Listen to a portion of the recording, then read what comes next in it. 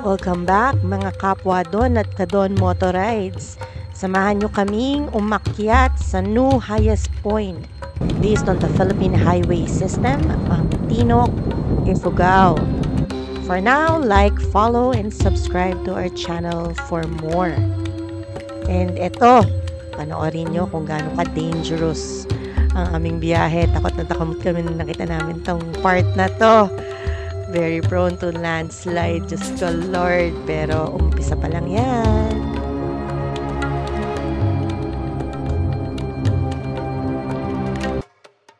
Ang highest elevation point ay matatagpuan sa Kiangan, Tinok, Bugias Road.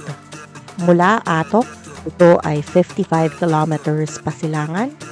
Gamit ang motorsiklo, mga 2 to 3 hours na ride.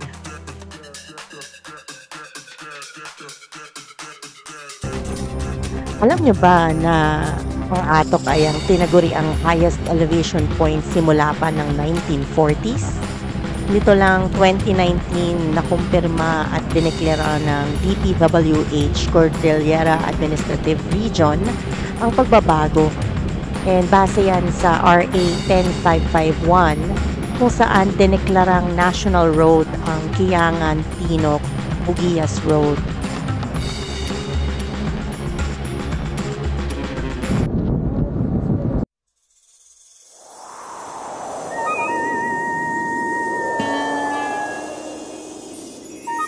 So ito na nga, iniisip namin na since papunta kami sa highest elevation point, puro pataas dapat.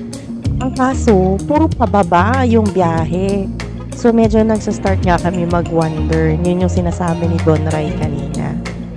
So later on, mapapansin natin sa biyahe and madidiscover talaga natin na actually yun yung kinahirap ng biyahe na to. Instead na dire-diretso paakyat mula Atok, ang mangyayari is bababa ka muna. So majority ng ride na to ay puro bundok at puno ang makikita mo. Pero kahit kailan hindi namin naramdaman na maulit-ulit lang yung nakikita namin o nakakahilo, na naliligaw kami o parang ang tagal matapos ng daan. And instead, sobrang grateful yung nararamdaman namin. Kasi paramdam namin ang close namin sa nature. Parang may permit at wang-wang ahead of us kasi palaging clear yung daan, magandang panahon at higit sa lahat, smooth and safe ang biyahe.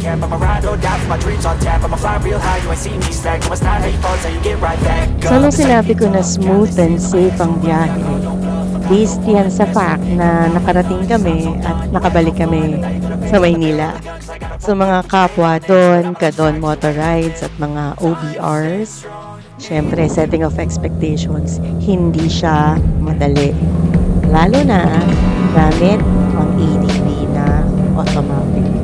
So kita nyo dito sa view na to, diba, aerial view, nasa gilid ko talaga ng bundok nagta-travel. And yun na nga ang ma-appreciate mo dito sa road trip na to. Marami ka talagang bundok na makita. Speaking of bundok, napansin namin na parang literal talaga na ilang bundok mula Atok yung inakyat at binababaan namin. So literal na rin namin pwedeng sabihin na na-experience namin sa pelikula na sinasabing doon sa kabilang bundok makikita mo yung ganito, yung ganyan, o yung tindahan, o kung ano man yung hinahanap mo. So, sa bandang part ng video na to, sa start na yung yacht natin doon sa Tinok. Kaya kung mapapansin nyo rin, medyo mas mabagal-bagal na yung andar ng ating motor. Pero syempre, safety first pa rin naman tayo eh. Kasi kanina kung maalala nyo, may mga parts pa rin na ginagawa. And syempre, pag inisip mo, prone kasi nga sa landslide, sa mga iba-ibang klaseng events. So, buti na rin na ginagawa siya kaysa pabayaan. Kasi medyo mas maliit-liit ng konti itong mga pali, medyo makipot eh. So, extra ingat na kailangan.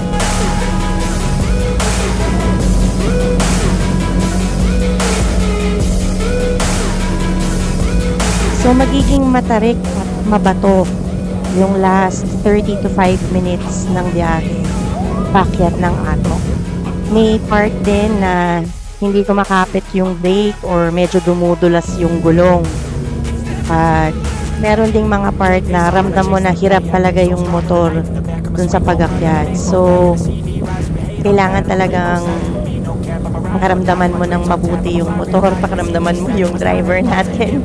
At ikaw din bilang OBR, mas aware ka sa lahat ng nangyayari para kung kailangan magpahinga, mas madaling mag-usap kaysa ipus mo ng ipus o naghahabol ka ng oras.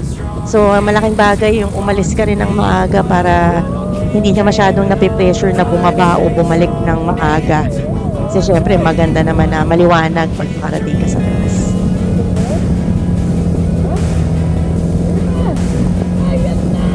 So dahil sinabi ko na mahirap, yung pinakamahirap na part is dahil nahihirapan ng ating rider at nahihirapan ng motor, may mga part kung saan kailangan mag-hiking ng mga OBR kasi masyado na siyang matarik. So if ganun yung mangyari sa inyo, ang mga OBR o syempre yung mga angkas, kailangan maging prepared kasi maglalakad ka. And that's for the safety of everyone.